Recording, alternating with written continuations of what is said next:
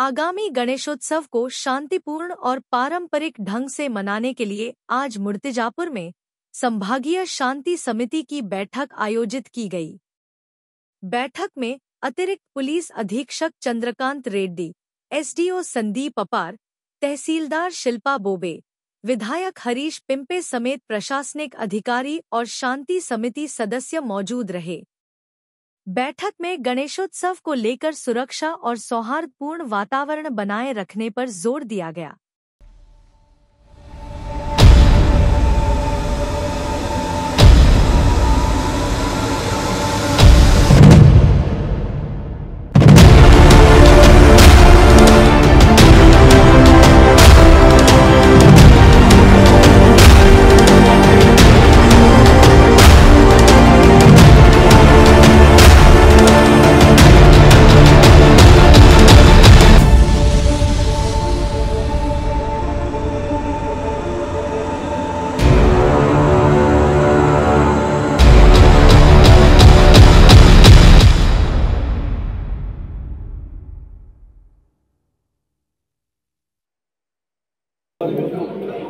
नक्कीच होईल त्याच्यामध्ये, कारण की आपण नेहमी आवाहन करतो की गणपती बाप्पाचा उत्सव हा पारंपरिक वाद्याने साजरा करायचा, कारण की आपली संस्कृतीच आहे की पारंपरिक वाद्य वाजले गेले पाहिजे, या परंपराच आहे आपली. तरी माझी सगळी मंडळांना विनंती आहे की आपण डीजेचा वापर कमीत कमी करावा आणि पारंपरिक वाद्याचा वापर जास्तीत जास्त करावा. मंडळ धार्मिकरित्या आनंद आणि उत्साहाने जर आपल्याला साजरा करायचा असेल तर त्या सूचना आज संघटना कमिटीच्या माध्यमातून दिलेल्या आहेत, त्याचं तंतोतंत पालन यांनी केलंच पाहिजे. अन्यथा आम्ही दबाव तर टाकू शकत नाही, पण विनंती त्यांना केली आहे, ते विनंतीला मान देतील मला असा आत्मविश्वास. पोलीस प्रशासनाद्वारे निश्चितच डीजे किंवा इतर जे आवाजाच्या संदर्भामध्ये ज्या माननीय सुप्रीम कोर्टाच्या मागणी उच्च न्यायालयाने सूचना आहेत त्याचं पालन हे निश्चित केलं जाईल आणि जे पालन करतात नाही त्यांच्यावर कायदेशीर कारवाई पोलीस विभागाकडून. आज या ठिकाणी आपण शांतता कमिटी बैठक आयोजित केलेली आहे. सर्व प्रशासकीय डिपार्टमेंट आणि आमदार सोबत आयोजित केलेले आहे. त्याच्यामध्ये मुख्य संदेश असे आहे की आपण 27 तारीखपासून गणपतीला बसवणार आणि 6 तारीखला आपल्या मिरवणूक होणार. त्याच्यासाठी आपण संदेश दिलेले आहे की गणपतीच्या बसवतेवेळी काय सूचना पालन करायचं. म्हणजे आता ध्वनी नियम आहे आपल्याकडे, शासनामार्फत नियम आलेले आहे की रात्री 10 वाजतापासून सकाळी 5 वाजतापर्यंत मोठ्या प्रमाणात ध्वनी वाजवायच नाही. त्याप्रमाणे सूचना दिलेल्या आहेत आणि पारंपरिक वाद्य वापरण्यासाठी सूचना दिलेल्या आहेत. त्याच्यामध्ये मुख्य असे आहे की पारंपरिक वाद्य वाजणे माणूस आता या काळात कमी होते. आता आपण हे राज्यात महोत्सव म्हणून आपण पारंपरिक वाद्य वाजणार माणूसला आपण थोडं एनकरेज केलं, त्याच्या पुढील पिढी पण त्या पारंपरिक वाद्य वाजनामध्ये होईल.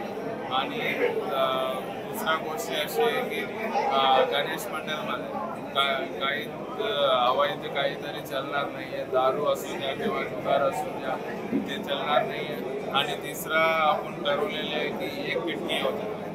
एक खिडकी योजनामार्फत आपण सर्व प्रशासकीय डिपार्टमेंट गणेश मंडळाला परवानगी देणार आहे, त्याच्यामुळे त्यांना सोयीस्कर होणार आहे. आणि चौथा मुद्दा आहे की आपण बीटप्रमाणे पोलिसांच्या बीटप्रमाणे एक अंमलदार नेमणूक केलेले आहे. या अंमलदार सर्व मंडळाला संपर्क करतील आणि राज्यामध्ये सर्वात मोठा विषय सध्या गाजत आहे म्हणजे मास विक्री बंदीचा. सणांच्या वेळेस बंदी असावी असे मुख्यमंत्री म्हणतात. तर या कारकिर्दीमध्ये म्हणजे गणेशोत्सव असेल किंवा दुर्गा उत्सव असेल, दुर्गा उत्सव असेल, या वेळेस मास विक्रीला बंदी राहील. मास विक्री 100% बंदी होईल. माझ्या मिरवणुकीची रस्त्यावर पूर्ण मास विक्री बंदी होईल. त्यावेळी आपण कलेक्टर मॅडमची ऑर्डर पण होईल आणि त्या ठिकाणी मास विक्रीच्या परवानगी नाही आहे, त्या पूर्ण 11 दिवस बंद होणार आहे. त्याच्यासाठी पोलिसांची पण दक्षता घेतली आणि बाकी प्रशासकीय विभाग लक्ष घेतली.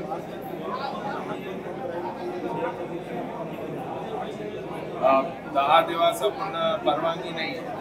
परवानगी नाही आहे त्या स्थळात पूर्ण बंद राहील आणि शेवटच्या दिवशी आता कलेक्टर मॅडमची ऑर्डरप्रमाणे शेवटच्या दिवशी म्हणजे शेवटच्या 3 दिवसांनी ऑर्डर काढलेली आहे. म्हणजे 5 तारीख 6 तारीख आणि 7 तारीखची शायद ऑर्डर काढणार आहे. त्या ऑर्डरप्रमाणे आपण बंद करणार.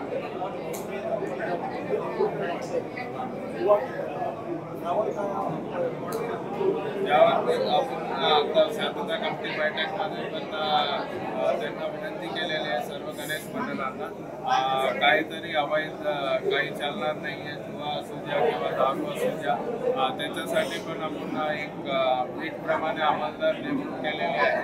त्या अंमलदार दर 2-3 मंडळ संपर्कमध्ये ठेवतोय.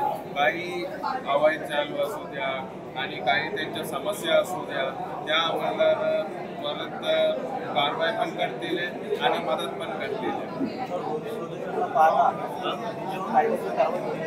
100% डीजे आता डीजे वापरलेले आहे म्हणजे कायद्याची व्यतिरिक्त वापरलेले आहे. 100% त्यांच्यावर कायदेशीर कारवाई होईल आणि आपल्या पोलीस डिपार्टमेंटची कारवाई होईल.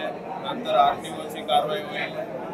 सर्व म्हणजे एवढा म्हणजे कोणकोणता कायदा गैरफायदा घेतो त्या पूर्ण कायद्यावर कारवाई होईल.